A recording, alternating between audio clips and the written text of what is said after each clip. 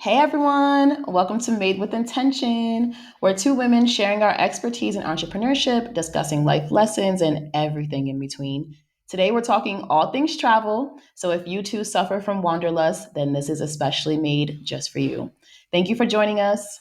Hola Candice, Hola, ¿cómo estás? muy bien. Ahorita llegué de Costa Rica. So this Um, feels like so appropriate because I just got back from Costa Rica last night, Turks and Caicos last week. yes, It makes me sound like I'm like this world traveler. I live for it. A Yeah, trendsetter, a jet setter. jet setter. But I'm excited. I'm excited to talk about this. Same, you already know. I could talk about travel for days. Have you always been into travel? Yeah, I definitely, as a kid, I was always so jealous of kids who were like, "Yeah, my family went on this vacation or whatever."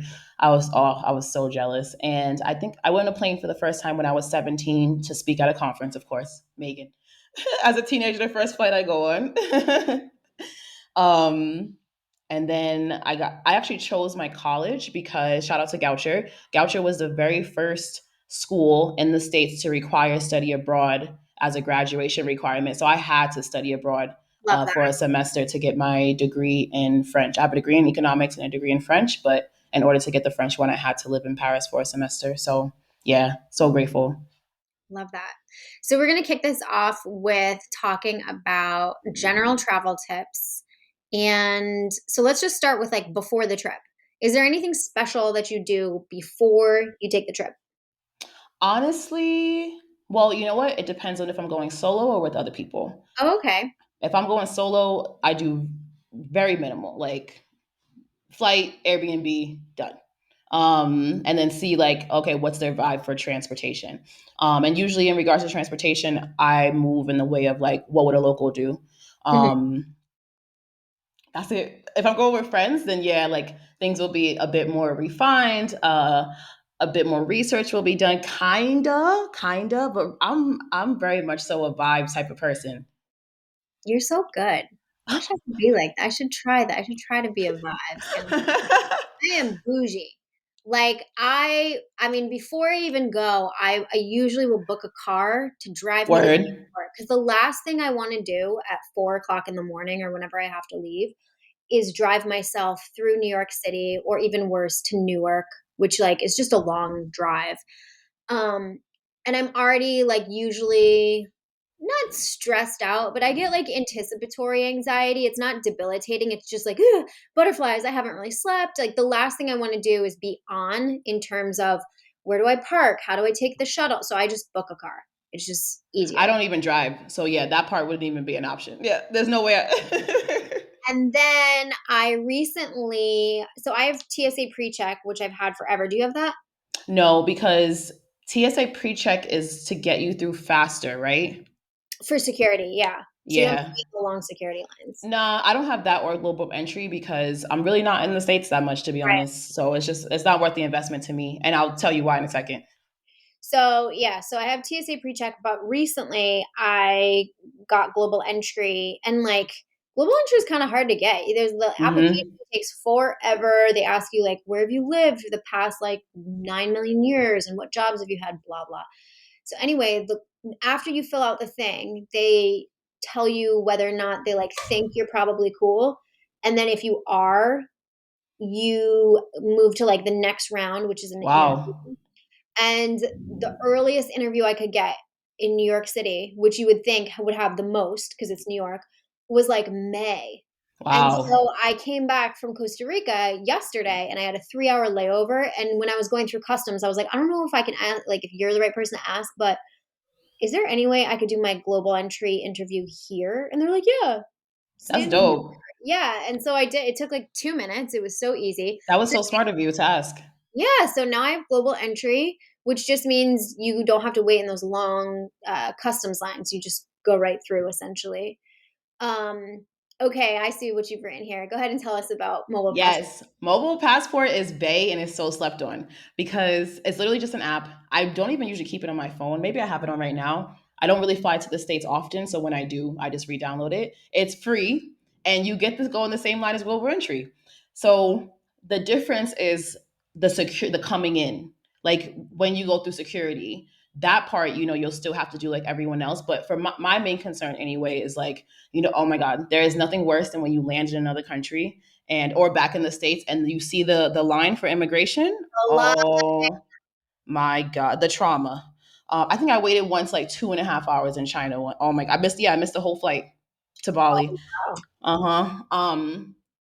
But yeah, it's entirely free. You have like 4 hours from when you fill out the form, and it's just all the customs information until Mhm. you can use it. So you do have to be strategic about when you fill it out, and then you just get it there. You show them a QR code, and you go right through. And I did That's it when I so flew, I think great. a few weeks ago, and I was the first person in line. I cut everyone. So yeah, great tip. If you're not flying in and out of the States often, then I highly recommend it. And you can Americans and Canadians can use it. Oh, great. As far as getting your flights, do you have a particular website you like to use? Yes. So far, I would say for the past year, Hopper has been Bay. I'm obsessed. I actually got a flight off of Hopper like 2 weeks ago from Miami to Dallas for $1. But is Yeah. that the one where like you can't check a bag? It's just like a third party app. So like you Oh can book wow. everything and it has all my information saved. You get rewards. A huge thing I love, this is a nomad hack, is that sometimes when you fly to certain countries, they want you to see your flight out. And for a lot of nomads, we're like, I don't know, I'm here for the Yeah, vibes. right. And when I came to Colombia from Mexico the first time, they wanted me to have a flight. And so I went on Hopper. Hopper lets you freeze flights. I froze a flight for like $29, showed them that, and I was good to go. Perfect. Yeah, I've never used that one, but I've been on Skyscanner forever. I like love Skyscanner. Skyscanner. And I've been cross Okay. referencing Hopper and Skyscanner since I started using Hopper, and Hopper has had better flights each Okay. time. That's Yeah, good to know. it's really Um, dope. is there a particular, like, are you an aisle? Are you a window? Are you back of the plane, Yes. front of the plane? Like, what vibes are we going with seats? That's a great question. I am windows all day. What? Like, oh my God, I am a window. Have you seen that article that says like your personality type by which seat you choose on a Have plane? you seen the article where the plane almost went down and a woman got sucked out of the window? Of course not. Candace, of all the reasons you could have given, I knew that this would be the kind of reason. Of all the things. I only know because I think I came across the woman on like TikTok or something. Yeah, she was like, I Oh survived my the God. storm. And she's like, what happened was, I think there was like an engine issue or something, or like a bird in the engine or something. And so everything failed. A window cracked. A woman got sucked out. And they had to like hold, they were trying to hold on. It sounds so traumatizing. And this woman was like 2 rows up from her. She said from the window explosion, her eardrums ruptured. And when they finally landed, P.S., it was a female pilot who landed that plane, obviously. And when they finally landed, she looked to her husband and she was like, "Can you hear?" And he was like, "Yeah, I can hear fine." And she was like, "My ears felt like they were bleeding." And she still Oh, today is like partially deaf, I believe. oh my Um, God. yeah, so I'm like, I also don't like windows because I feel like I'm claustrophobic and I can't get out. So Oh, I love tight spaces. really, As a kid, my brother and I would sit in, my mom had a book closet for us. We had books on books on books as kids. oh, that And sounds awesome it was the dream. And sometimes, usually we would have a toy room, but this particular apartment, we had just like bags of just like your different season clothes. So the floor was cushy and then shelves of endless books. And there was a closet a window in the closet. So I would sit in there all day. I love it. See, that sounds really nice, but when you are surrounded by sweaty people Yeah. and you're cramped, oh You no. know what it is? It's that you're tiny because at least for me, if I sit in the aisle, people are gonna touch me, and I don't. Yeah, I'm a very touchy feely person with people I know. If right. I don't know you, don't touch. I don't want Touch you. me. Don't someone slightly has their knee on you. Get out of my space. Get out And of space. Why do you have to spread like that? like, listen, we know. Listen, it's not that crazy. I promise you, my guy. It's not It is that not big. that crazy. It's not. Relax, Or relax. like the armrest when one person like Oh, moves it and you're like, that's my armrest. and I'm that type. I'm like, listen, unless if you're in the middle, I think you deserve both armrests for sure. Like you earned it because I would never. But the window, I can like make myself small and not have to touch someone, and then just be like in my own world and Yeah. watch it. I feel like I'm in my own world. And this article that I had read, it said that like I don't remember what the middle seat means, but personality wise, it was like the people who sit in the aisles are usually the ones who they don't want to interrupt people, right? They don't want to bother them. Whereas like the window person, it's like they have no shame. They'll tell you to get up if they gotta pee, and that's me.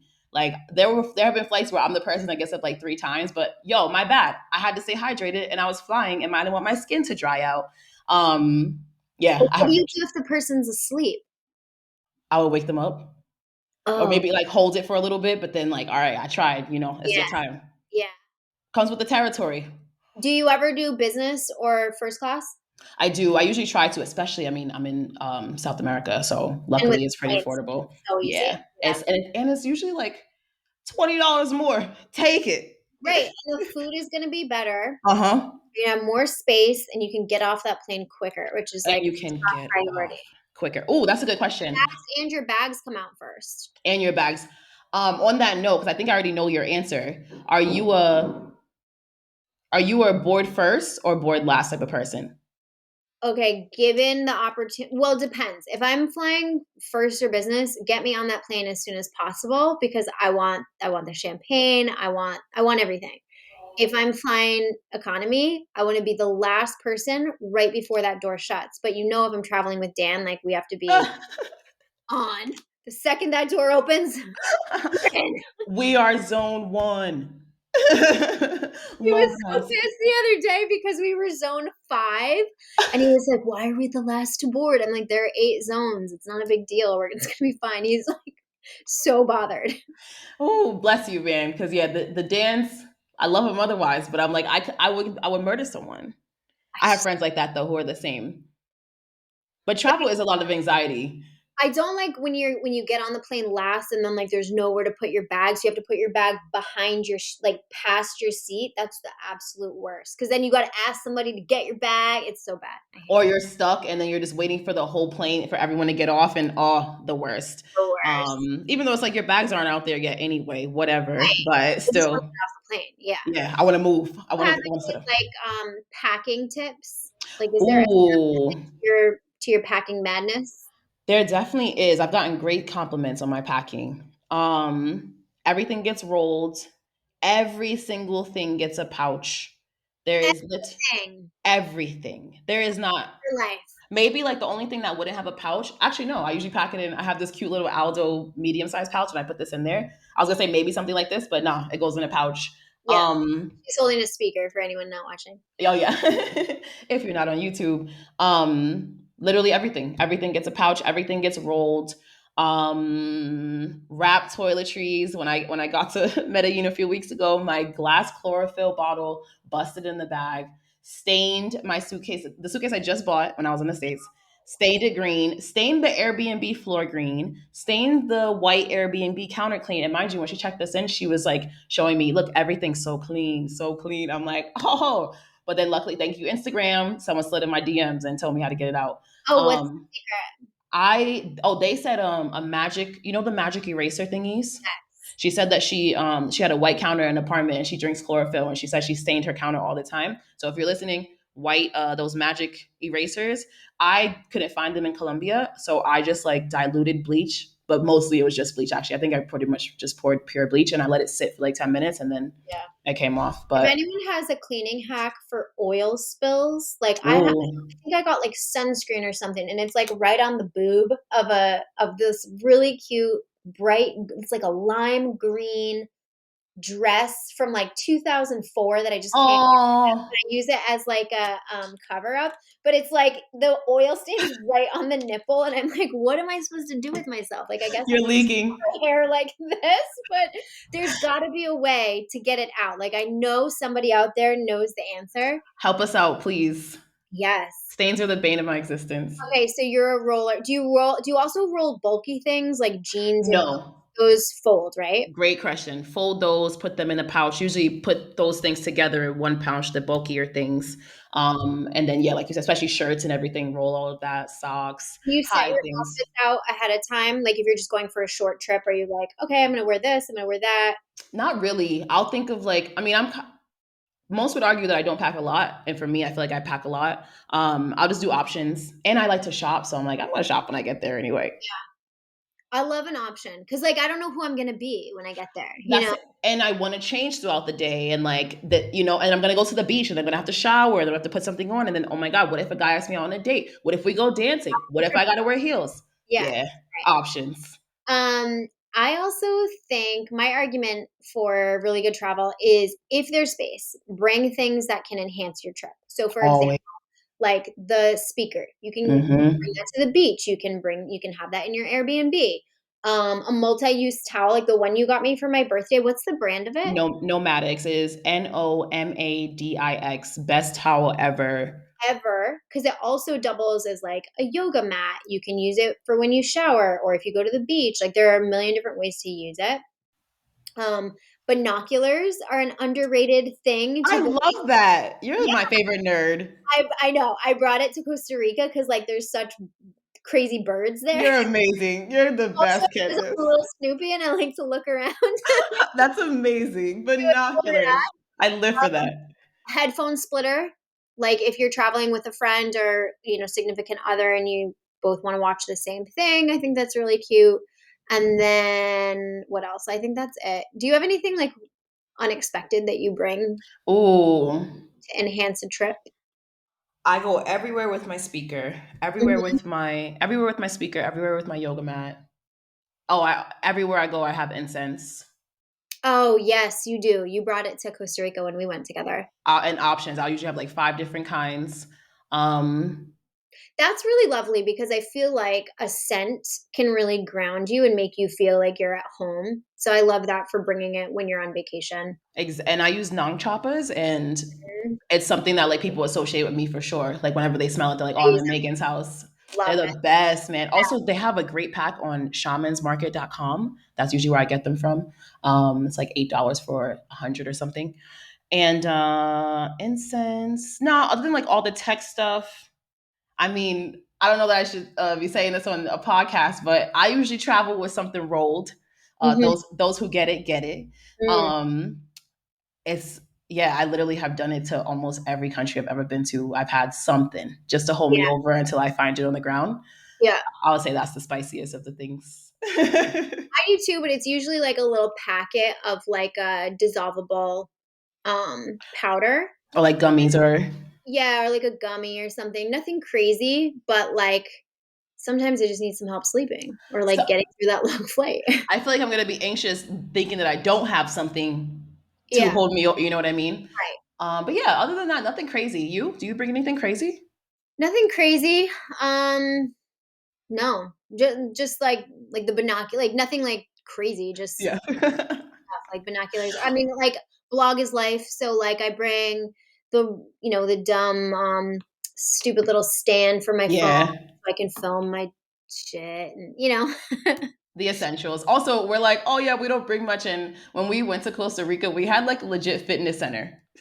Oh yeah, I bring all my fitness shit. Same, yeah. We had bands, we had a jump rope, we had a mat, we had a block. Ball, everything. Yeah, I entirely agree. Like you said, I truly believe in not just making space for the things that are going to enhance your trip, and making space for the things that you use on a daily basis. I use a lot of toiletries. That's definitely like where a lot of the weight comes from, Yeah. but it is what it is. Listen, you love what you love and you just make it work, right? That's it. How about any vacation rental or hotel tips? Ooh, gosh. Rentals, I can't really speak. Well, actually, I guess I could speak to rentals because living in Asia, I rented motorbikes every month. Good times. It was like only $50 a month, and gas Oh, was I meant like vacate like a house, like house rentals. I thought you meant car rentals and then hotels. no. Yes. Oh my gosh. I really want to create a course. Obviously, if you don't know, I'm a digital nomad, and I would argue that no one has used Airbnb like I have. My Airbnb page is it's also so dope to go through, but man, I've used it heavy, and I really want to teach a course on how to scout Airbnbs. There are just certain things you need to look for in pictures. You can show me like 1, 2 pictures of a spot, and I'll know pretty much if I would stay That there or is not. so funny you said that because so many people were like, "Can you give me tips on like when you write this write up that on your Costa Rica trip? Can you give us tips on how to pick the best Airbnb?" And I'm like, guys, You look at the photos. You're looking for shades. You're looking for cleanliness. You're looking for the quality of the photo. You're Yep. looking when they show you the outside, like look around. Are the neighbors right on top of you? Do you have privacy? Those sorts of things. What are the appliances in the kitchen? Yep. For me, no games with the Wi-Fi. So that's the first thing I'll search the reviews for the Wi-Fi. Also, it's getting super, super common. And depending on where you go, it's so common now for hotels to be on Airbnb as Yeah. well, right? And Yeah. so if you do come across, which is fine, if you do come across a hotel on Airbnb, Google that for two reasons. One, so that you can get even more reviews from the Google page, and Mhm. then two, you want to check the prices, right? You want to make sure that you're getting the best deal. But Also, yeah, make sure you're like logged into the right account. Apparently, I had two accounts. I didn't know, so I tried to book the Costa Rica place, and I was like, "Man, this is so expensive." And whatever, I'm gonna pay it. So I tried to book it, and then it came up, and it for some reason I was like, "Huh, this is so weird. Where's my profile photo?" And then I logged out and realized I must have logged in under something else. I logged in on my regular account, and it was like $40 cheaper a night. And it's word. because I, under that account, had so many other stays and I had reviews as a guest. So I know that, hosts can put filters on how much they're going to offer their place for if it's a person with no reviews, which makes sense, to me. Absolutely makes sense. That's another thing is don't book spots that don't have reviews. I know they'll often be priced cheaper and you want to get the deal. Oh, No, yeah. you don't. You Leave don't want them. that deal. You don't want it. Get over like, and yes, it could very much so be a great place, right? Someone has to be the first person to stay Right. there. Cool. It doesn't have to be you. Get over it. Like let it go. Right. Also, I just want to say on that note, my Airbnb reviews are unmatched. And so even this is like the dicey part. You know how if you travel with people, then you can all be put on the reservation.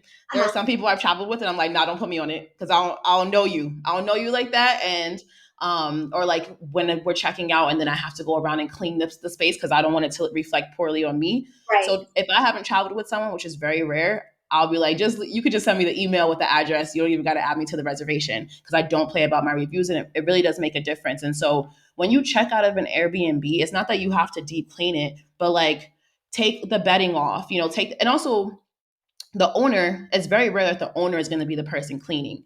It's going to be a hired person to clean the spot. And that person is going to tell the owner whether or not how you left the place. And that's how they're going to decide what the review is. And also just be a courteous human. For me, I think someone's going to come and clean this space. So I always throw out all the garbage. I take all of the bedding off. I put all of the towels and the linens. I put it all in a pile. It's not like I'm going to do it, but I will put it in a pile. If there's a washer dryer, I'll drop it by the washer dryer. I at least wipe the counters, wash all the dishes, throw all the food away. No one wants your leftover barbecue sauce. Throw it away. It's also COVID times. Like no one wants that. Throw it out.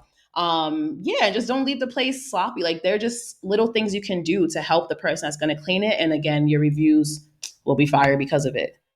My other tip is like make sure that you know what your must-haves are. So for me, I must have a good kitchen with Mm-hmm. great appliances. I must have excellent Wi-Fi. I must have some privacy, with like a closing bathroom door. None of this Jack and Jill bathroom nonsense.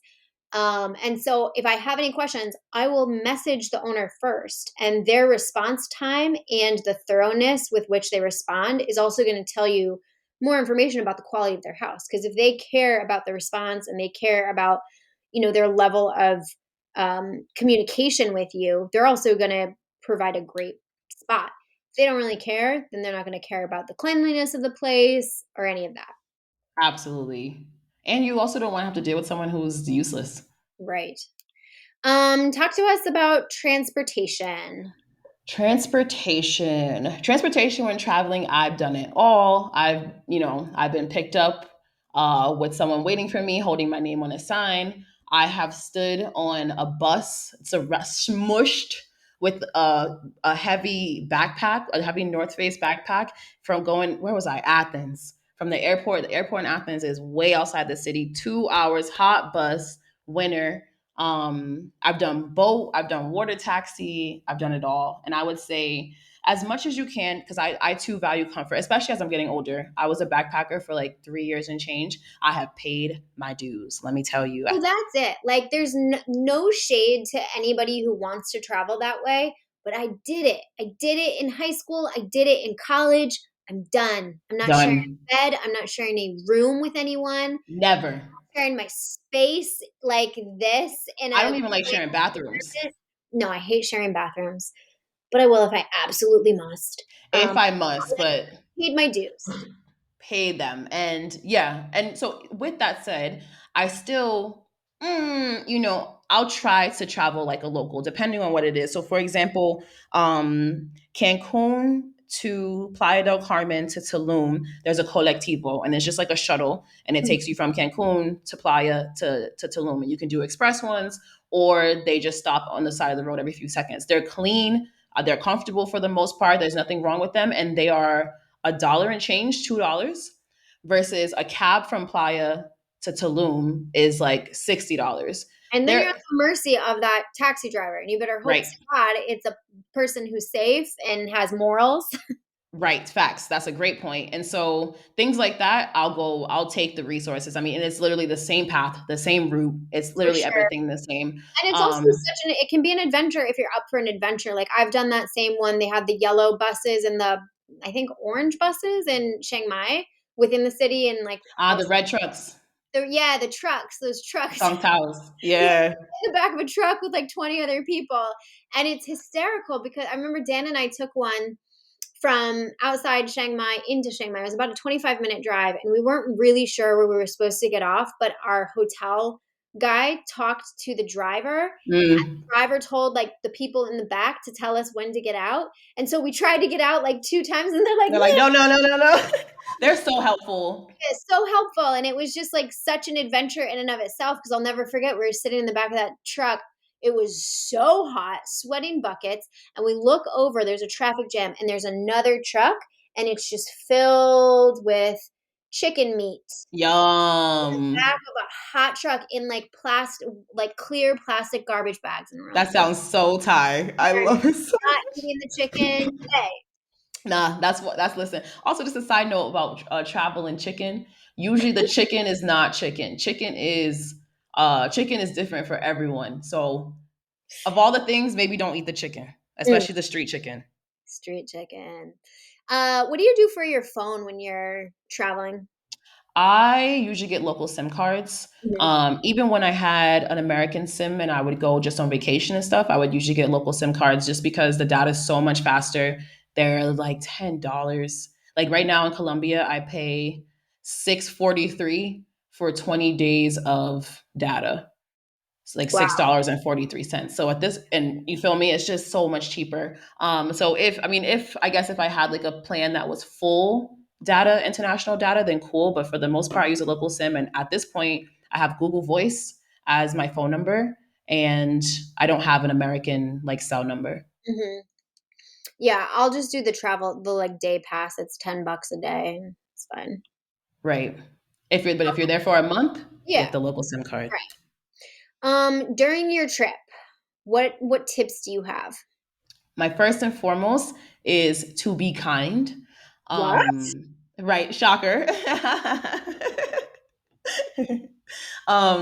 Be kind, yo, for a multitude of reasons. And I, as a black person, I don't ever like to put that "you're representing everyone" vibe out there, but at the same time, you're representing everyone, and especially we people from the United States of America have a No very, one very likes us. no one, and rightfully so, because you people be Yes. tripping, and I've seen it. I've had to intervene several times and check so many people just off the strength of you're being rude, and like, who are you talking to? So just be kind and be normal, but also please don't be that person that's like speaking loudly, speaking English because the person doesn't understand what you're saying because you're speaking too quickly and you flew to their country to not speak their language and then get salty when they don't speak yours. No one cares. You're not important. It is the cringiest behavior ever. I've seen it so much, and honest, I've seen it from people from all over, of course, Yeah. but a lot of Americans I've seen And it from. slow, like not only to slow your speech down, but don't use like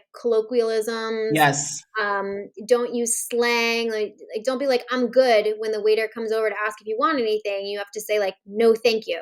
right. No, no gonnas, no wannas, shoulda. Nah, break it down. Speak slowly, articulate. Yeah. Yeah, that's my number one by far. Number one. My number You? one is try to speak the language because it's the best icebreaker.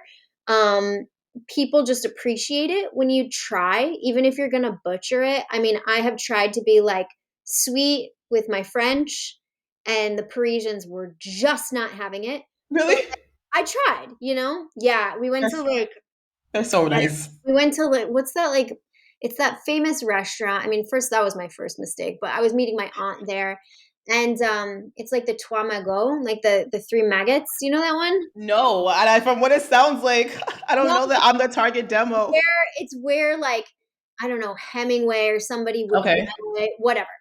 Anyway, now it's like super touristy, but very French.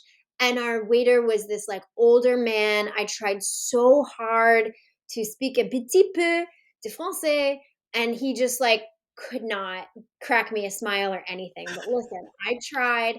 But I think like every time I go somewhere, if I don't speak the language fluently, like if it's not a Spanish speaking country, I will learn how to say, please, thank you, I'm sorry, my Hmm. German, Japanese, whatever is bad. Do you speak English? And also, when I say Hello. please, thank you, hello, my blank is bad. And then, like, where's the bathroom or something? Word. I just try really hard. And oftentimes you'll get like a cracked smile and then they'll tell you in English or they'll point and it'll be fine. But it's so important to just try.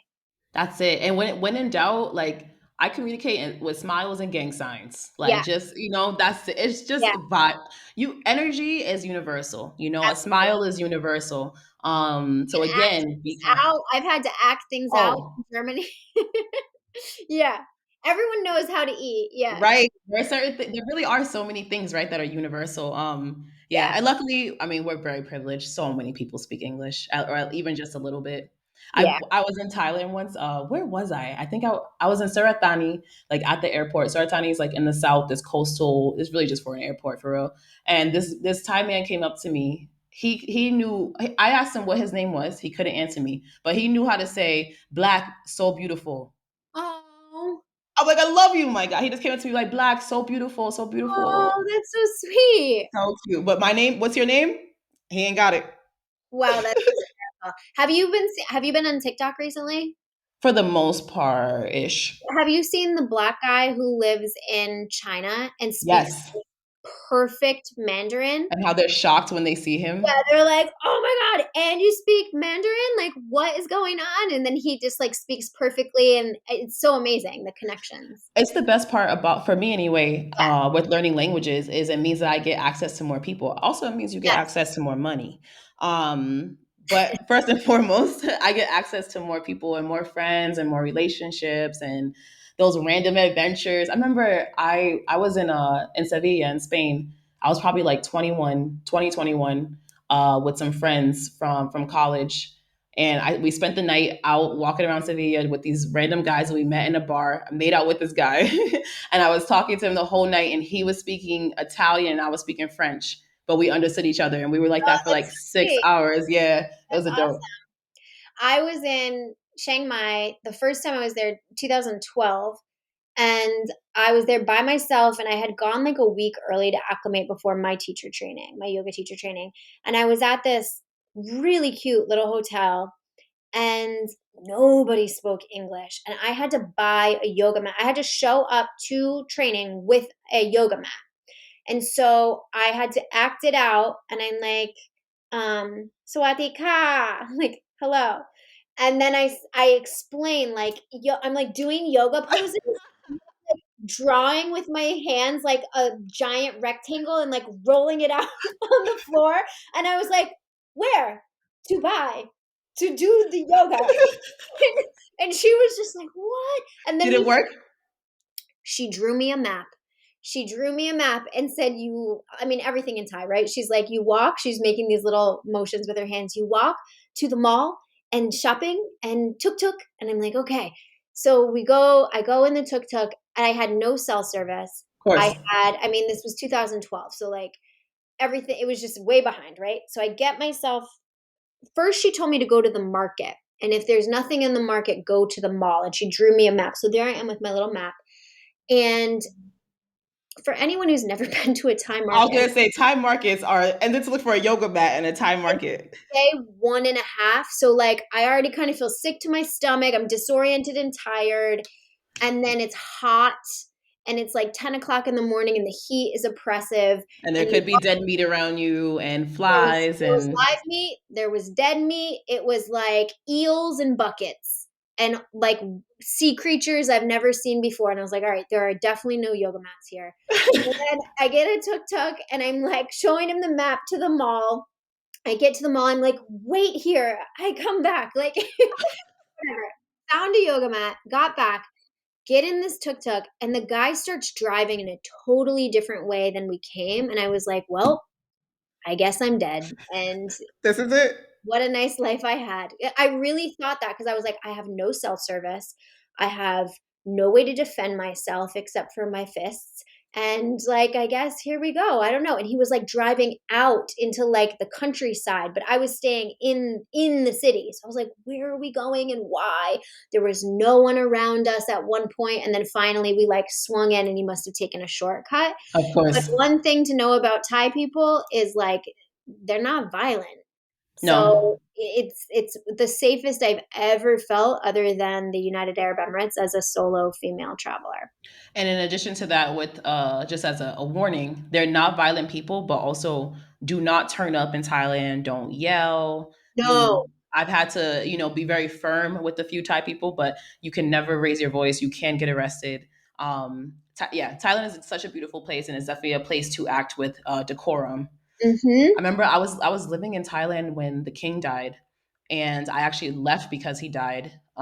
Because it was banned to like show joy in public for because they go under a year of mourning. Everyone wears all black, and I was like, my smiley ass, I gotta go. You're like, this smell's gonna get me in jail. And the For last the, place you want to be is a Thai prison. listen, what's the movie Oh, Claire Danes. Is it with Claire? Claire Danes? Yep. What is it? Come on, come on. Google it. It's so good. Hold on, I gotta find it. If you have not seen this movie with Claire Danes, you have to. It is like it's like the True peak story. Thai warning story, or like Southeast Asia warning story. It's like the main thing if you go to travel to Southeast Asia, it's like one of the main things people will warn you about because it actually really does happen. Yeah. Claire Danes Thai movie. Oh, Broke Down Palace. Yes. Broke Down Palace. That movie is crazy and That was traumatizing. traumatizing. I wonder where that person is and I if know. they're When I okay. was there, I encountered, well, not encountered, but there were a lot of like people from the States and from Australia and stuff getting locked up, but rightfully so. But it's like, why would you risk that in Thailand? Never. Never. Yeah. Speaking of Thailand, uh, so next on our list to talk about is parasites. The fave. Let's just dive right in, shall we? Oh, Let's wiggle our parasites. way on in. Literally. Okay, parasites. Uh, listen, we love Thailand. So much. There are parasites anywhere you go. There's parasites, digging in the dirt. There are parasites. If you own a dog, you kiss your dog. There's parasites there. If you pick your dog's poop up, even though you've got something over your hand, there are parasites everywhere you go, and it would be shocking if you lived 1 year in a bubble and you still didn't have a parasite. So I feel like, you know, it's just important to catch up with your naturopath or your doctor after your trip, no matter where your trip is, and maybe do a gentle parasite cleanse. This is not medical advice at all, but from two people who have had many parasites and have done multiple cleanses a year, it's important to keep your health in check. It's so important. And with that, it's, if you are working with someone or knowledgeable about yourself, right? Like packing certain things. Like, is there anything that you pack for your gut to make sure that you're good once you get to a new place? Listen, I don't go anywhere without activated charcoal. And I know somebody's going to slide into my DMs and be like, well, if you take it too often, blah, I don't take it too often.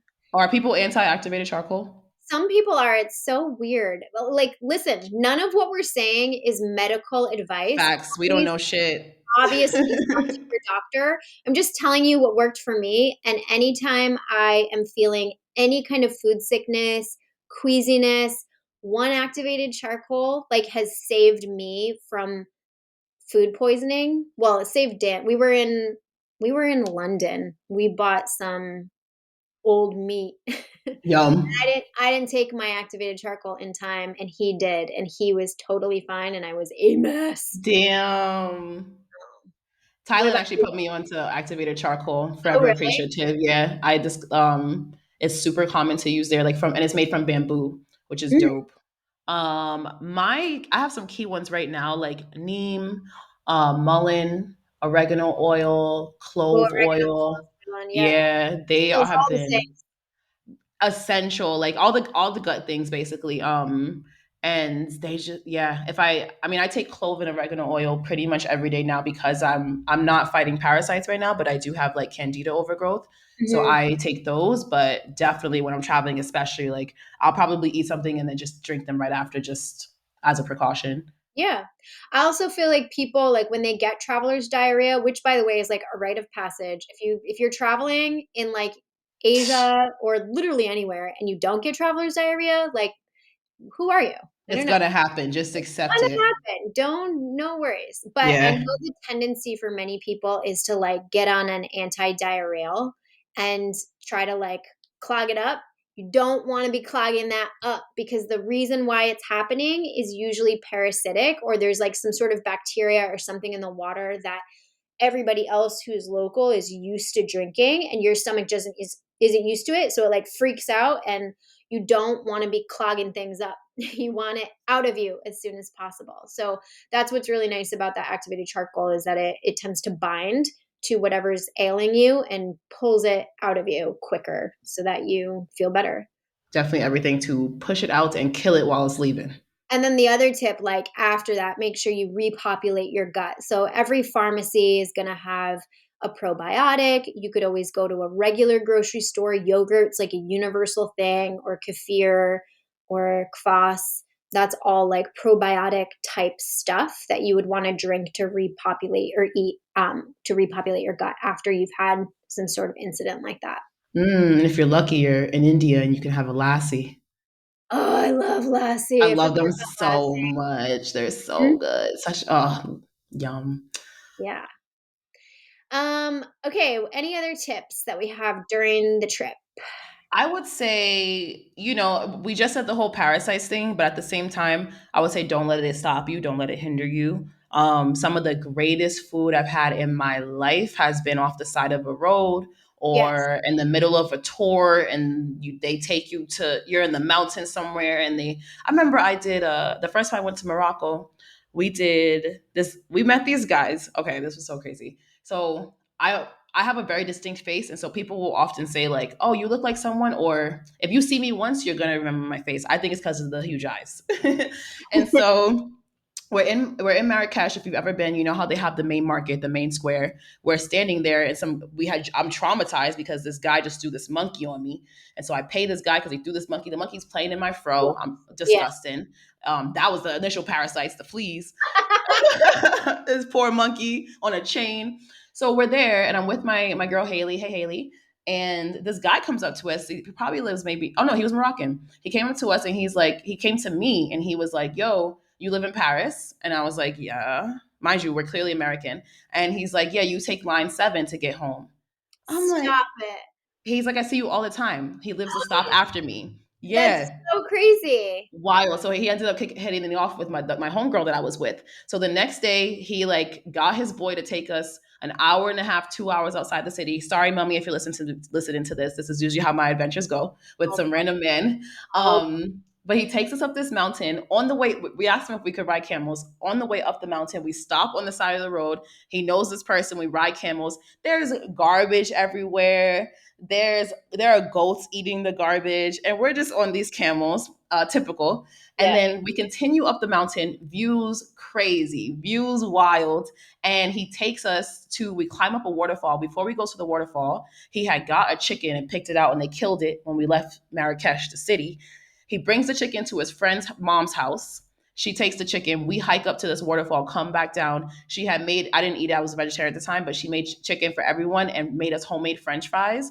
They Wow. said it was the best chicken they ever had in their lives. And for me, it was to this day the greatest French fries I've ever had in my life. And so those random places, man, I have had some good food. In Belize, we ate like on at sheds all the time. My friends ate gibnut, which is like a rodent that they eat. But Wow. yeah, I'm not saying get that crazy and get adventurous. I'm just I'm saying, saying get that crazy and get adventurous. You only live once. Parasites are not a big deal. Getting sick once is no big deal. Like you'll get over it. and you Usually, probably have them already. you probably have them already. Actually, like so, my cousin used to live in China, and he was like the only time I really ever got sick is when I got homesick and wanted to have like American food. So I went to like McDonald's. He was like, that's the, or like I would go to like the Holiday Inn, and I would eat there or Holiday Express or whatever it was. He was like, I would eat at like an international hotel thinking it would be safe. And that was the only time I would ever get sick. Mhm. So, you're there to also explore, I would imagine. So be adventurous with your food. And you never know what Um, you'll learn. I also think, I don't know, do you like to plan or not plan? Like, do you go being like, I want to do X, Y, and Z? Or do you Oh just no, like, I'm going to see what happens? I'm gonna see what happens. Yeah. Maybe. I mean, again, it depends on if I'm solo or with the group. And even if I'm with the group, it depends on the group. Mm, I did a girls trip last June for Bammy's birthday. We went to Mexico City for a week. mhm. We spent so much time in the house. We had this baller Airbnb. We had a Awesome. few things we wanted to see, but nothing crazy. Mostly Bammy just likes reservations. She just wanted to go to dinner reservations. Yeah.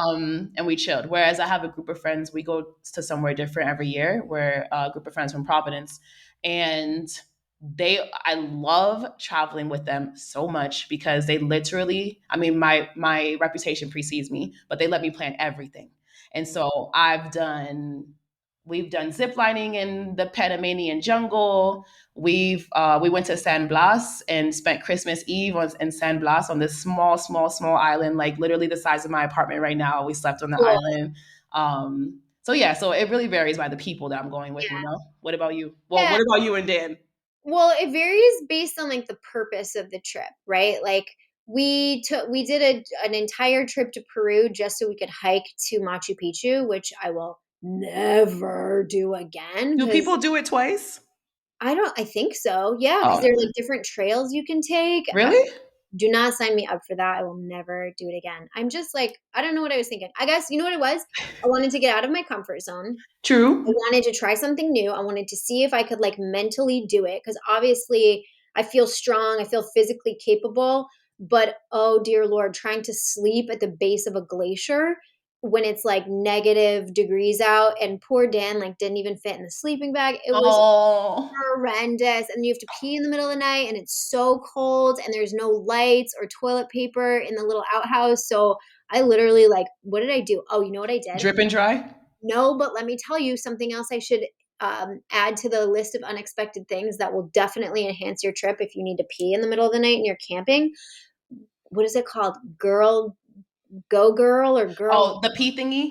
the pee thingy. It's like a silicone funnel, and you like put it up against your pelvis, and then you pee like you're a man. Game changer. And I put it put in like a plastic bottle of water in the tent. Oh, Dan and close during that trip.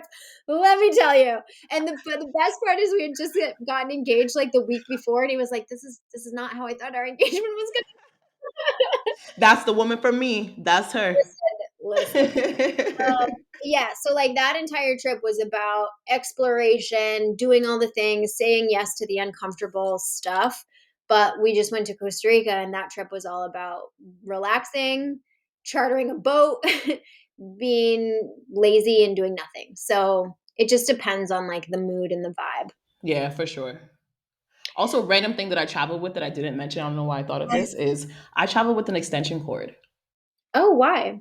Because like you know how like so much tech, computers, phones, da da da. And I just like to have options. Like I love when you go to an Airbnb or a hotel and they have the cube or the USB is built into the socket. The Mhm. dream. Give me options, you know? Options. It's funny that you said that though, because the first thing I thought was like, oh, for defense, in case you need to choke somebody out. Like, Candace, what? Listen, my head always goes there. Like, Every time. he's sure that whoever's talking to me is like conspiring to murder me. So I always have to have plan B. Like, how am I going to kill you if you're going to That's amazing. I'm way too trusting. I'm just like, oh, new bestie. try? Actually, the only time I don't typically do Airbnbs if I'm solo, but the one time I did, I was like, these people know I'm here alone. So I slept with like a knife under my pillow and like my hand, like right next to it. 'Cause I I was like, feel that. I'm sure they have a second key. If they barge into the door, like I need to, you know. I really want to buy one of those like door jammer thingies that you can travel with.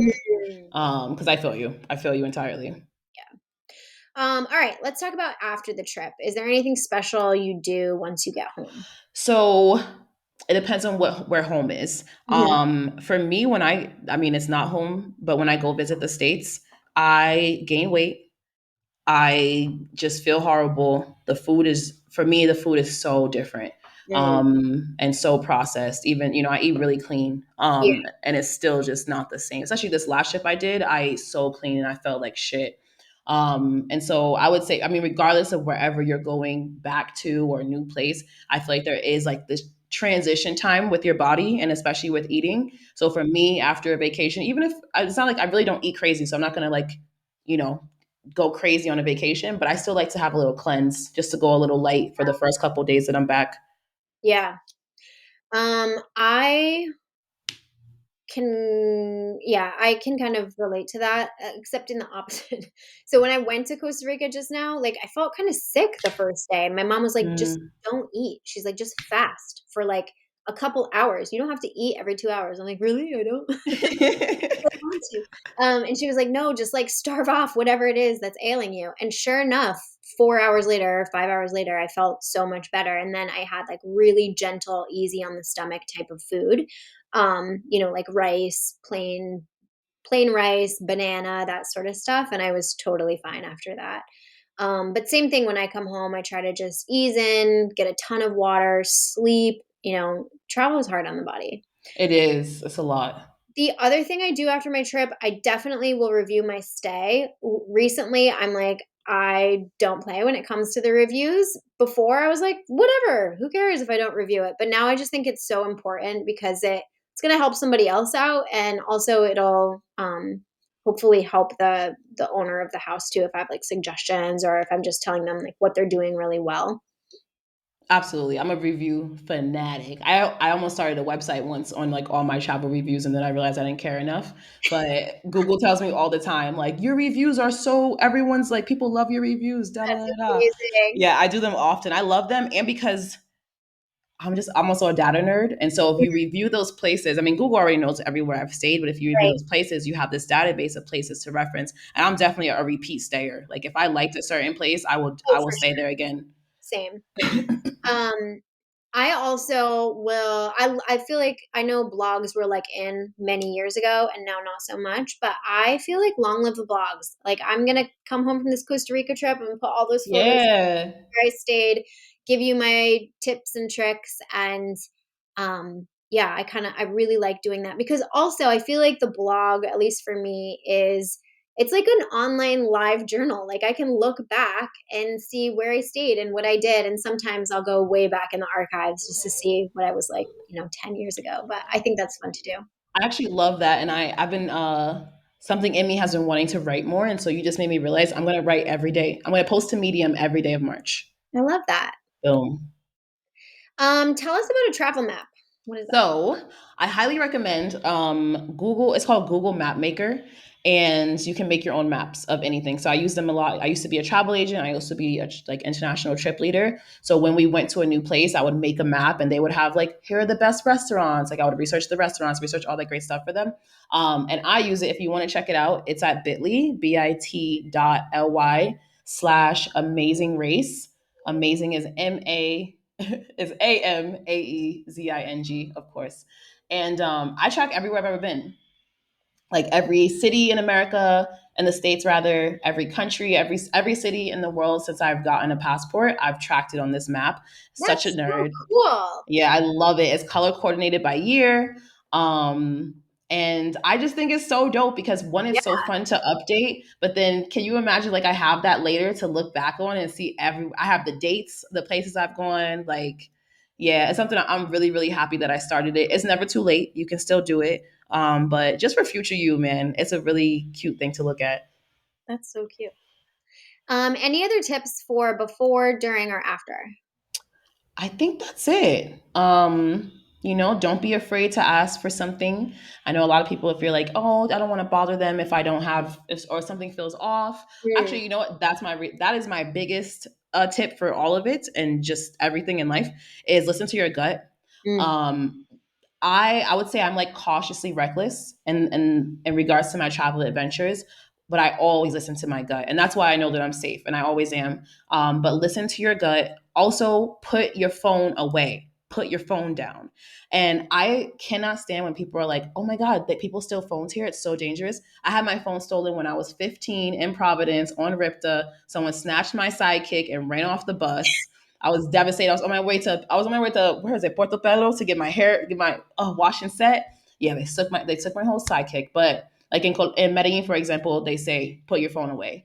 I've watched phones get snatched in Phnom Penh, in Paris, and Buenos Aires. You're walking around with a device that's worth more than $1,000. Like that's on you. I would steal it too. I mean, I'm not going to steal it, but you can't knock them. You feel me? And so, one is put your phone down, and two, it's like our confidence episode. Walk with confidence when you're walking around. I mean, I'm cool. I want everyone to be themselves, yes, but at the same time, you know how there are just certain things that make us stick out, like especially like baseball caps in Europe. They're gonna know you're American. Certain jeans, when dad jeans, and the New Balance dad shoes. Hey, get a little crazy. Switch it up a little bit. And it means that you won't have this target on you, that you're just like this out of place tourist. And especially for the women, like don't be on your phone. Look at your map before you leave the house. If you are going to be on your phone, I'll step into a shop real quick. I'll yeah. step into a corner with my back out so I can block it and make sure it's cool. Walk with your head up, walk with the purpose, walk confidently, like you know where you're going, and that's the key to safety, I feel like.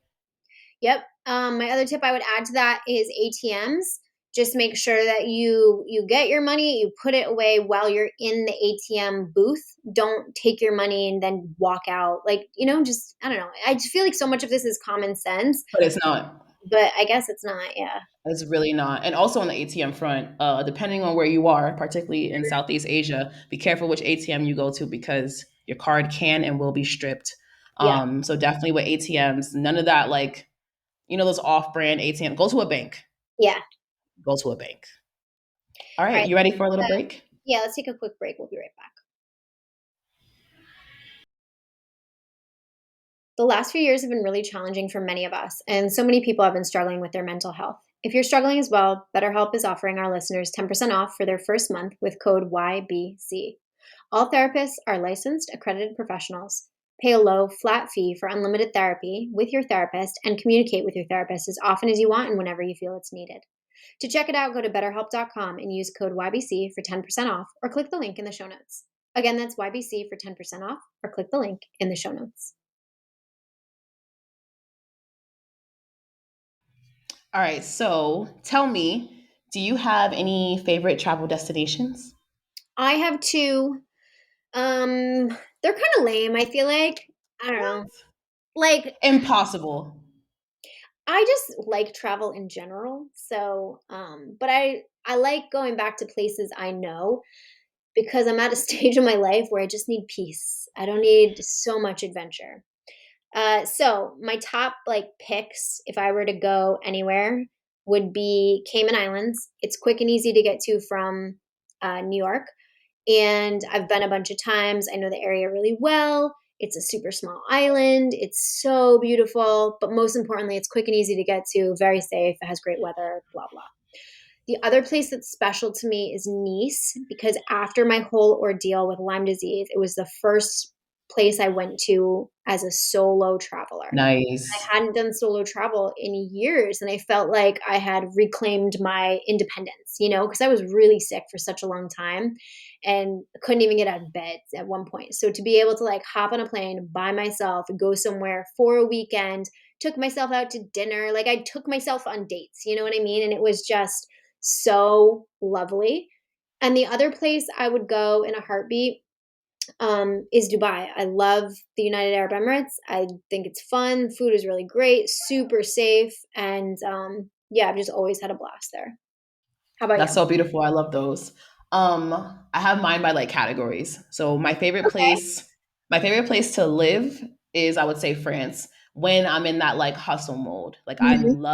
I love living in Paris. I firmly believe that I will live there again for sure, if not Love this visit. year. Yeah, please. I love it so much. It's so my vibe, and it's just the right balance of hustle. You know, French are they're very they like the balance. They don't work to live. They don't live to work. They work to live. Yeah, Um, I love and so Paris. I like being checked in that way, but also it's still a bustling city. I just can't even. Oh my god, it's my fave. Can I tell you a quick story about Paris? Please. So Dan and I went to Nice, I think 2 years ago, and we had like 23 hours or something stupid, 30 hours in Paris, and we were flying out of Paris to go home, and we're like, whatever, we'll just go have some dinner and go to bed. We got in early. We rented. I talked him into renting bikes because Traveler Dan doesn't like to do anything that's too shifty. If it's got Really? steps. Oh yeah, he's not an adventurer unless he's in the right mindset, but generally he just wants things smooth and I bougie. love this guy. Yeah. So I talk him into renting bike. We bike all over the city. We go to the Louvre, but we only had like 2 hours or something, or like an hour. And we somehow like skipped the line, ran through the entire Louvre because he just wanted to see the Mona Lisa. And I've already been to the Louvre, so like whatever. We ran to the Louvre, and then we like came out. We got crepes. We got macaron. We went all over, and we had the most delicious dinner. Had an incredible breakfast the next day, and flew out. And it was the most magical Yep. 30 hours of our life. And it's just the vibe of the city. It's magic. It Yeah. is. And some people argue and they say like they're like, "Nah, I don't feel it." And it's like, I get it. I guess, you know, you just don't feel it. But for me, the second I land in Paris, I feel it. I've also had some, you know, some nice little rendezvous, some nice little adventures. Okay. Also some very crazy ones. I have been pushed against a wall in the street in Paris and kissed. I've been followed home. So I get both, you know, but cool. So definitely France and specifically Paris for sure. Um, as a nomad, I love Thailand. And Thailand for me is, a like you said, it's the places that you know. Like I have Thai family at this point, Mm. and there are small islands that I can show up to and be welcome and received by the neighborhood because again, be kind. Um, and they'll treat me like family. They take me in. So Thailand for the familiarity, and it's literally so it's beautiful. It's Thailand has actually ruined me in so many ways because like even like Playa and Tulum, people are always like, "Oh my God, it's so the beach is so pretty," and I'm just like, you know, it's cool. Yes, that's what I felt about Turks and Caicos. Like so pretty, but nothing prettier than Cayman, in my You opinion. feel me? Exactly. Like you, yeah. Once you Yeah. listen, Once you have beaches your spot, you have your spot. Yeah. and beaches can ruin you. Once you get to some Yeah. clear water or like a black sand beach, it's Mhm. over. But yeah, so those two for sure. And then my favorite for vacation is Morocco by far. I probably have spent like 2 months total there. I did, and like every trip I've Or just do you like stick around Marrakesh, or do you go to different parts? I hate Marrakesh. Okay. Yeah, I bounce around. So I've done like Tangier, Chef Sharon is the blue city in the mountains. I've been there a few Ooh. times. Fez is I think Fez has the oldest university in the world. And Oh, it's like this, yeah, it's like this small city on the way to oh, Fez has all the tanneries. So like Louis Vuitton, all those big brands where they get their leather, it oh, comes from cool. there and that's where they Mhm. tan them. I did a tour. 0 out of 10. 0 out of 10. They give you mint to mask the smell. What the hell is mint gonna do to cover up all this dead cow, bruh? Nothing. Oh my god, I almost threw up, but it's beautiful. I love Fez. There's someone else, Meknes. Meknes is like a really one of my favorite artists. He's French, and he shot a video in Meknes. And only because he shot it, I went there. I was with my friends. Chad was our driver, driving us across Morocco, and we went to yeah. Chad came with it was me, Chad, and three other friends from Providence. Oh, cool. Yeah, and we just did this road trip from this part of Morocco all the way to the other side. And yeah, we just randomly went to this random city called Meknes for a night. It was dope. We all got bomb leather bags. Again, they took us in as family. We had we had such a great time. That's awesome. And then went through Casablanca because I had friends there, and then we went to Escuela, which is my favorite spot, like top three in the world. Highly recommended. Everyone listening to this, you have to go to Escuela. It's a very like European vibes, but it's by the beach. So it's Ooh, like castle-y vibes. We had a whole riad to ourselves, like 5 floors, oh, awesome. beautiful, and still a great nightlife, young scene, magic. We had probably one of the best nights of my life in Esweda. But yeah, I Morocco is a lot of people understandably have issues with Morocco, and I will say one, if you can, it sucks, but travel with men. Like Mm, Morocco, my experiences have been 2 out of 3 times I went with all women, and then I went with guys, and it's a whole different vibe. yeah. That's one, and then two, if you speak Spanish or if you speak French, on the right side they speak more so Spanish, and on the left side they speak more so French. And so if you can get one of those, or at least for me, I always went with someone who spoke Spanish and I speak French. So Mhm. we never had any type of problems. We took local buses through the mountains. Cool. So yeah, I get the hesitation, but I love it so much, and the best shopping ever. Awesome. Yeah, I miss it. Let's talk about the worst. Oh gosh, you start. Oh God. Um, I gotta work through my trauma. yeah, right. Okay. So where to begin? I really, thankfully, I haven't had any like really truly awful experiences. Like, I don't know, but I did visit Ireland, and I had a boyfriend who was studying abroad there at the time, and I think I was just dumb and young, but he poured me a glass of water on like night one from the sink, and it came out like brown Oh at no. and I was like, "This doesn't look right." And he's like, "I don't know. We've been drinking it." And he lived in a house with like 6 or 7 people. And I was like, "Really? And you guys are fine?" He's like, "Yeah, we're fine." So I drank that brown water all week long. For anyone who doesn't know, water sickness starts on day like 5 to 7. I was there Um, for 9 days. On day 7, I started to feel sick. On day 8, I was feeling even worse. On day 9, I had to fly. I had it coming out of me both ends. oh I God. went on this flight, I was so sick. Thankfully, it was like an empty flight, and they just let me like lay in the very back next to the bathroom, which is like where I needed to be. I had a layover in Amsterdam. I was so sick and dehydrated, I don't think I could even walk. And they like wheelchaired me Oh, to the hospital. I had to call my mom from a to the payphone. hospital? So there was a hospital. Here's the thing. I called my mom from a payphone. It was like 3 o'clock in the morning, her time. And I was like, "Mom, I'm so sick." And she's like, "Every airport has to have like a medical area or hospital. You need to ask for the doctor." And so I was like, "Okay." Hang up with her. Somehow found this doctor. They gave me an IV and just like put me in this dark room. I think I was so tired, so Okay. dehydrated and so sick. They were like, "We'll wake you up when it's time to go to your gate." So they woke Okay. me up. I felt so much better, but it throwing up, diarrhea when you're traveling on an airplane is the absolute most disgusting thing ever. And that And was that arguably it's gonna happen to it's happened to me, oh, right? It's like when it's it's yeah. yeah, it can't not happen. Also great to know about the hospital and the airport. Oh yeah, every airport should have one. Word. Great to know. Yeah. What else? Not like a bad trip, but when I was in Thailand that first time and I was by myself, your first trip to Asia as a solo, if you're traveling on your own, is just disorienting. Like you feel really out of your element because here's the thing, you finally feel like you can't blend in. Your eyes and your appearance do not look like everybody else. Like you can pretty much you just can't fake it, and you can't fake that you speak Thai when you don't.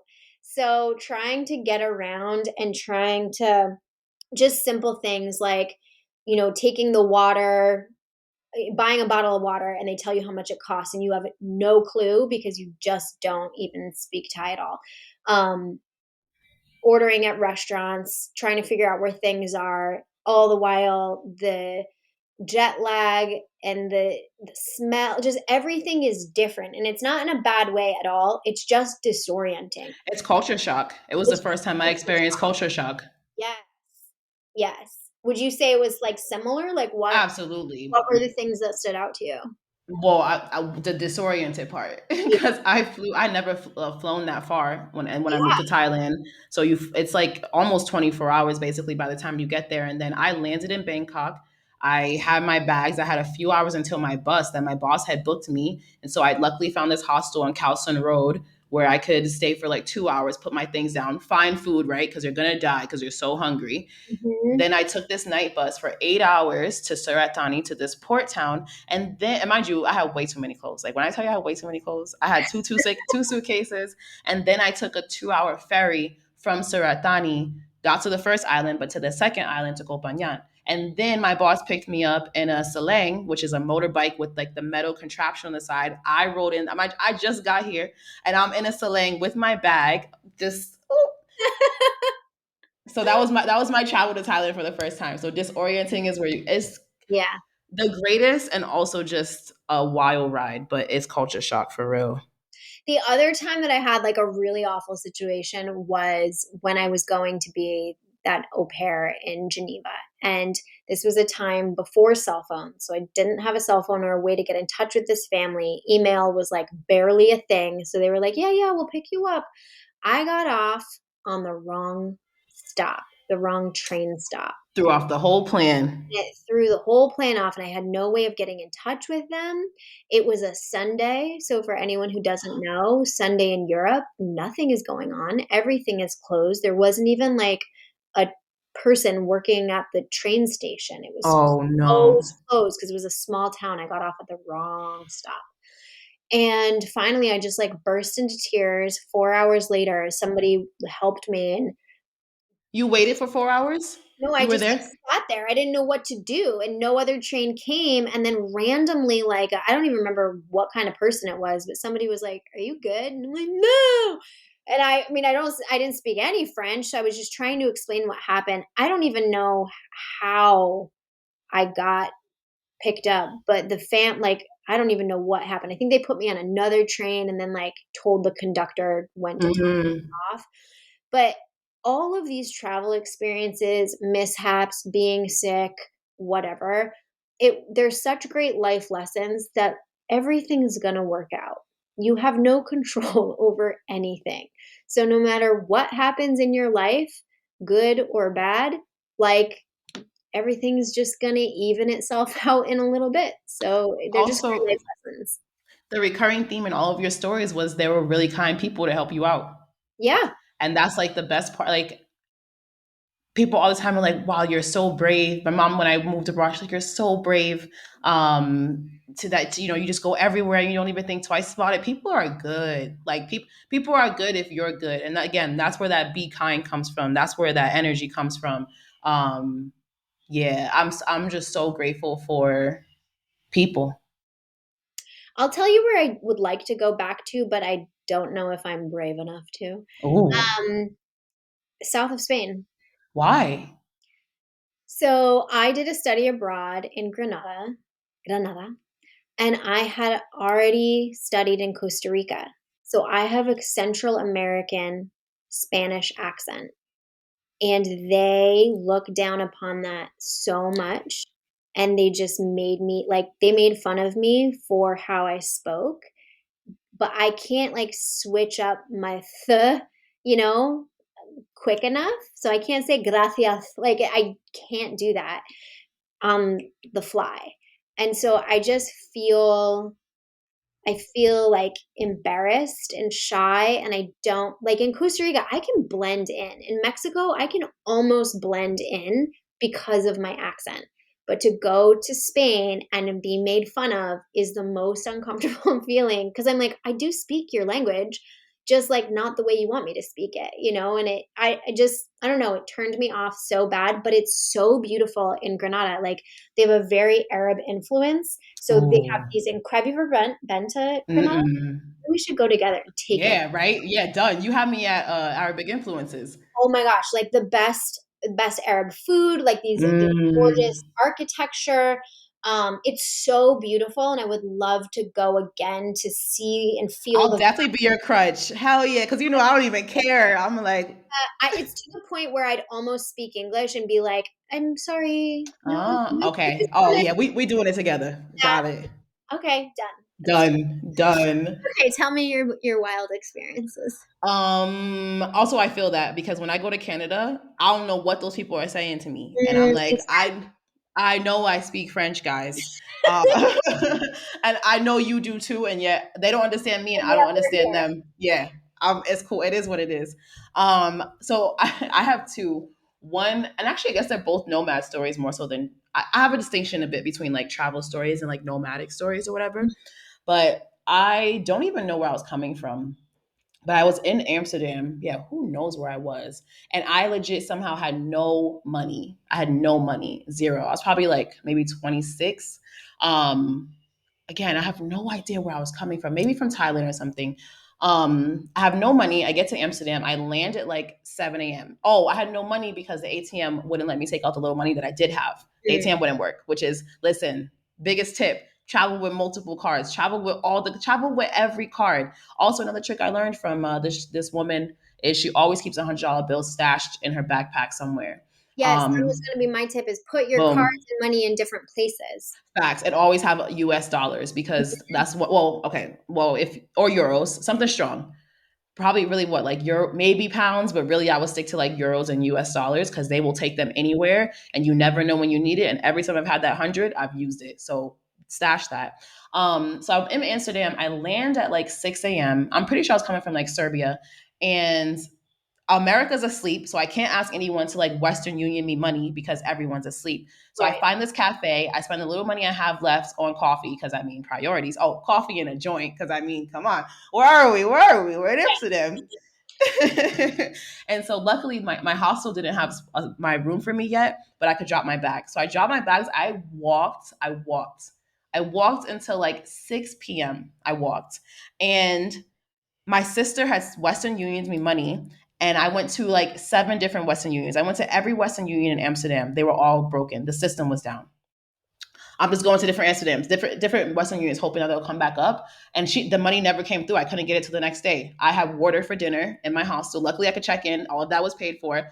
The next morning, I woke up. You already know I ran to the ATM, and then I ran to go buy another joint. This is giving me Rachel from Inventing Anna. Yeah, I get it. Running for that money. Running. I was like, let's get this, let's get some food, but first let's get a joint. So that was one. But I mean that one was like that was entirely my fault, entirely Mhm. poor planning. Hence why, yeah, I'm so happy I just backpacked in my 20s and did stupid shit like that. And then the other one was I was living in Wait, Chiang what Mai. happened? Did you get money? Yeah, my sister sent me money, and well, she Oh, had okay. already sent me money, but the Western Unions were down. So Got the it. next morning I ran to one. Um, I was living in Chiang Mai the first time, so 2016. I had a motorbike; it was rented, and I went to this bar with the friends. This bar that we go to all the time, cool with the owner. And my motorbike, I parked it, I left it, I went inside. I wasn't really drinking, I wasn't smoking, I was pretty sober that whole night. And the music stops. We're in the back of the bar. The music stops and everyone's like looking toward outside. And there's this like yelling going on outside. So we go to the front and this guy, this like big dude, is like just trashing this motorbike in the street. And I'm looking, I realize that's my motorbike. No. So I'm like, so I go up to him. I'm like, yo, that's my bike. What is the problem? He's like, yo, you're drunk. You're drunk. You crashed your bike fell into my car. There's paint on my car. Da da da. I'm like, what are you talking about? I'm entirely sober. And he's screaming at me. So men had to intervene. I start crying because this grown man is screaming at me. And this is like younger me. So I have no idea what to do. So I'm just like frozen. I'm trying to calm down. Some guy comes up to me telling me how much he loves my hair. And then he's like, are you okay? And then he's like, oh my God, is that your bike? And I'm like, yeah. So he's like, give me your key. I don't know where you are, Irish man. This redheaded Irish man, I love you so much. He Yes, went, Irishman. he was so sweet. He gave me a hug first. He was like, it's okay, it's okay.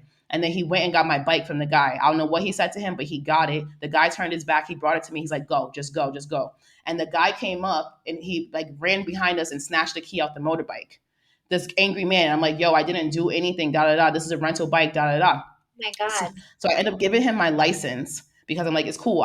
We can meet up tomorrow. Not right now. We can meet up tomorrow. So I dip out. So then he took a picture of my license and broadcasted it on Facebook and said, this bitch is a scammer. She da da da da, all these Oh my things. God. Yeah, so my friends are reporting him. All the posts are coming down off of Facebook. He's like, whoever's reporting these on her side, I'm gonna find you. Da da da. I'm gonna find you too. So then the big part of this is I'm leaving in 2 days to go to Bali. And I'm dipping out of Thailand. I have no plans to come back here, but the motorbike place has my passport. That's another tip. After this day, this never happened again. Usually when you go to rent a motorbike, they'll ask for your passport. Ask them how much they want in cash. I've had to put down like a couple hundred in cash before. I don't care. Give them anything but your passport. Not Give them the cash. your passport. Yeah. Don't do it. I've never done it since. And so they have my passport and I have this bike that's fucked up. So again, be kind, make local friends. I went to the homies, went to the Thai homies, told them everything that happened. They took it to their boy. He took care of it for like $50. Basically, just made things a little, Yeah. the bike was demolished. Like he did damage Oh my God. just by throwing it in the street. He was brolic, Yeah. and I brought it back to the spot. I told them there are clearly marks on here. They're like glued pieces together. Like it was a mess. And I told him everything that happened. He was supposed to meet up with me to go there because I was like, we can meet there, da da da. If I did so much damage to your car, mind you, his doors had different colored paints. Like my guy, relax. So they gave me my passport back, and they ended up calling the police on him because I told them everything. And this is why you be kind, because they knew I was a good person. They knew that I wasn't lying. Because also I really didn't do anything. I was sober. I did nothing wrong. But yeah, that guy. Oh, I know he got his karma. Piece of Yes, shit. karma is real, my friends. Mm-hmm. All right, let's take a quick break and we'll be right back.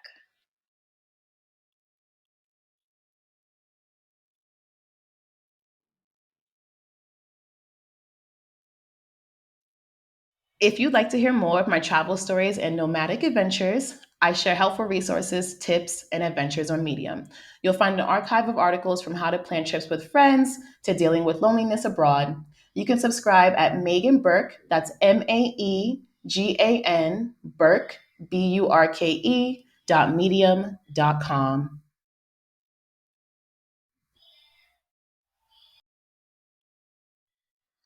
All right, let's talk about moving and living abroad.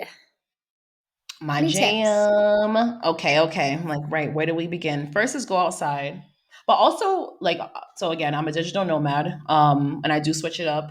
And when I go somewhere, I like to spend the first week kind of just in my bed or like in the house and just on Okay. chill vibes. I don't know why, something about like getting acclimated. Like, I just like to, if I'm moving somewhere, then I like to Yeah. chill first. And then that's probably because once I go outside, I'm outside.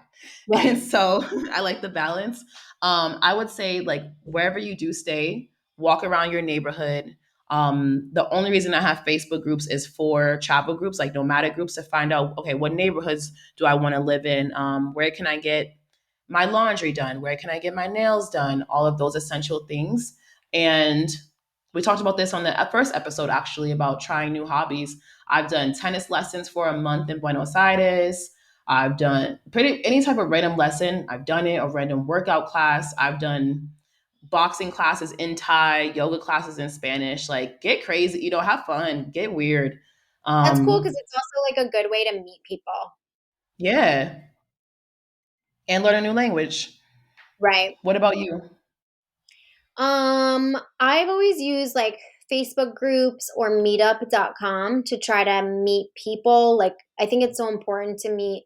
I like meeting locals, and I also like meeting people like nomads because they will always have the resources that you need and they know the best spots. So I use meetup.com and Facebook when I was living abroad. And then I love doing like local grocery shopping. I'm not trying to like I want to be immersed in the culture. You know what I mean? I'm not trying to go to McDonald's for lunch. Not I mean, I wouldn't even go to McDonald's here for lunch, but Right. It's like, yeah. like I I'm meant not getting a hamburger. I hate where was I? Oh, A couple years ago, Dubai was having a yoga festival and they invited me to be a headliner. I And remember you did that. You were like on the big stage. it was one of the best experiences of my life. But at the end of the weekend, they're like, all right, we're taking all you guys out for dinner. You're going to love it. It's the best place. So I'm thinking like the best hummus, the best like stuffed grape leaves, like my Middle Eastern vibes were coming through. And I was like, I can't wait for this food. We get there, they served us hamburgers Wow. because we were American and they thought that's what we wanted. And I was like, no. It's so hard when the reputation, like when the reputation is already put on you and it's like, I'm different. I'm different. So and like one thing I know that, American, like we get such a bad rap, but like we can do a really good hamburger. So Yes. there's no Middle Eastern hamburger that's gonna beat an American hamburger. So wherever you are, just like eat the local food. Facts. So There's much no better. sandwich, period. One thing the States will do is a sandwich, man. No one is When seeing I us on studied sandwiches. when I studied abroad in Spain, there were a bunch of other people from like different countries in our school, and they're like, "We're having an international party. You have to bring a dish from your country." And I was like, "Well, I can't fucking make apple pie. Like, what am I gonna make?" So my little group of friends and I were like, "What do we do that's American? Like, we're not bringing hamburgers. What could we bring?" They're like, "Let's bring peanut butter and jelly I'm sandwiches." here for it. It was so hard to find peanut butter. We finally found it. We got like a little tiny thing of it for like 20 euro. And then Damn. we made little tiny sandwiches. Do you know they were the hit of the entire Of party? course. Of course. Listen, it's a There's sandwich. nothing better. I am upset. I'm, I'm on this low sugar mission. Yeah. And there's nothing I miss more than a sandwich. Like, oh my God, I can't even talk about this anymore. Can you make Um, a sandwich there or no? no, because of the Oh, the gluten. bread and the sugar. Yeah, yeah. Soon come, man. If I could just have one sandwich in 2022, I'm getting emotional. Yeah, Getting emotional. I hear you. What else? Tips for moving. So, like you said, the thing about making local friends, make local friends, but also everywhere I go, I have a local, like my main guy. My one right now actually was literally brought to me, was destined to meet me. I landed in Medellin, and I don't think I usually, like I said, I usually have something on me. But when I landed, I didn't, I don't think. And I was like, man, I hope no, I definitely had something. I was coming from Mexico. But anyway, I landed, I was like, you're fine. You're going to find your guy. I call Uber, which is illegal in Medellin, but I call Uber. Yeah. So you have to sit in the front, you know? Mm. The guy that picks me up is the homie from the jump. He's cheesing, he's laughing, he's giggling. I'm like, we're gonna be great together. He's now my dealer. He's the best. He always has a car waiting for me when I land at the airport. He always takes me to the airport. He brings me whatever I need. If I needed this microphone. He told me exactly where to get it. Oh, that's If awesome. he's the best. He's sweet. I'm safe. He's kind. Yeah. So as best as you can, especially if you're gonna move somewhere, make that friendship. Like I usually have one of those people everywhere I go, and they are so invaluable. And he's so sweet. Oh my God, I love him so much. Oh, that's so sweet. Yeah. What tips do you have for finding a home? So this is where the Facebook groups come in because one, you can find homes on Facebook, although they're a lot sketchier now, so it's a bit tough to be Mm. honest. Um, Ideally, if you're looking for a home, for me, I always Airbnb for like the first week or two, even up to a month if you want to, just to make sure you have somewhere, right? And you're not put in a weird position. And then with that, do your research as to what the way they get down. So in Thailand, for example, everywhere I've been in Thailand, if I want an apartment, I show up that day. Hey, can I see this apartment? They're like, yep, here's the money. You move in that day. Mhm. Easy peasy. Mexico, pretty much the same, or like you move in tomorrow or whenever it's free. Here, it's really, really, really, really hard to get a place. Really? Yeah, most people stick to Airbnb. Like people go like live in an Airbnb Oh, wow. because the rules here are really hard. They want you to have a local guarantor. They want you to pay 6 months rent up front plus security deposit. Yeah, it's a lot. So it really depends Yeah. on the place that you're going. But works well for me is even if it's relaxed where I'm going, is I go on Airbnb and I look at places that I like, and then I just message the host and negotiate with them directly. Or Mhm. you can do like what we did here, book a few if you want to take the risk that someone else takes it, book a few nights or book a week and see if you like it, and then negotiate with the Airbnb host and pay in cash because you'll always pay less Mm. because Airbnb takes their cut, so everyone wins. Oh, that's a great idea. The places I've lived when I've lived abroad have always been like chosen for me by either the Um, company that my ex was working for or the school I was studying with or whatever. But I have an interesting question. When you are living in your new place, do you spend money or have like a budget for decorating it or like making it feel like home? Because I was always too cheap to buy anything, like anything. So I lived with like ugly bright orange couches from IKEA or that with like combined with like a lime green rug because that's just what came with it. And I was like, what's the point if I'm just going to leave in 6 months? Like I don't care. But I did care. Like it affected me. Beautiful question. Like such a great question for real because it hit my heart. Because like you said, it's like I'm gonna leave. Early in the game, absolutely not. I wouldn't even buy some. If I needed another fork, I would debate that. You know, actually, I used to when I was a nomad, I traveled with like a backpacker. Rather, I traveled with a fork and knife. So as long as I had those two, I'm pretty much I'm Yeah. good. Now, yes, I'll buy little things like I mean little things like I bought this cup so I can hold my incense. I bought this bowl to use as an ashtray.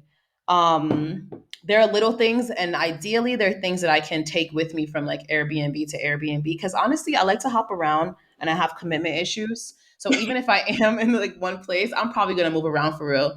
Yeah. But yeah, I still don't go too crazy though, because like you said, I mean, it's tough because it's like I'm leaving. Right. I know. And I It's know not it's my home. money, but like I'm not going to bring it with me. Yeah. If anything, I'll buy like flowers, I'll buy a vase for a flower so I can make sure I have that to boost my time there on a weekly basis. But yeah, nah. Okay. Um, any other tips for living or moving abroad? Other than do it, not really. It's living abroad. No, I can't it's like yes, living abroad because I happen to be outside the States, but it's just my lifestyle, this nomadic lifestyle has been the highlight of my 32 years on this earth. Yay! I've learned so much. It's beautiful. And it's just, like I said, I've learned so much. If you're a nerd, like I love living in different places because every time I step outside, I learn a new word. I learn a new thing about that place. I learn something new about the way they do things. Um, I love to learn. And so not only have I been able to learn so much about the world and other cultures, I've learned so much about myself. Mm. So if you're scared to do it, I can't, I was going to say I get it. I don't, but do it. I'm more If scared to stay home. if you're scared to do it, if you're scared to do it, you could start by solo traveling. If you're Facts. scared to solo travel, you could pick somewhere super super safe for if you're female. Female solo travel is super safe in like Thailand, for example. Um, Dubai, I've always felt very, very, very safe there.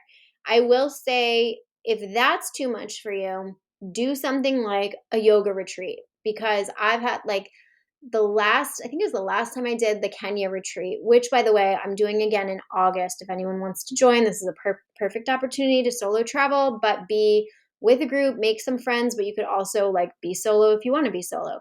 But the last one I did, I had a woman come from like upstate New York. She had never left the country before. What a bold move to fly out of like Buffalo, New York, get yourself to Nairobi. All you have to do is get yourself to Nairobi. No, you're I good. have my driver pick you up, take you to our beautiful hotel, and you'll be with the group, but you can also have your own downtime, your solo adventure if you want, but you're also safe and with a group. So you could do something like that, or you could come like a couple days early and then go with the group. So you have like a little taste of solo life, but then you have the group, things like that. So there are options. It doesn't have to be super extreme from one to the other. So true. Especially now, there's a retreat for everything.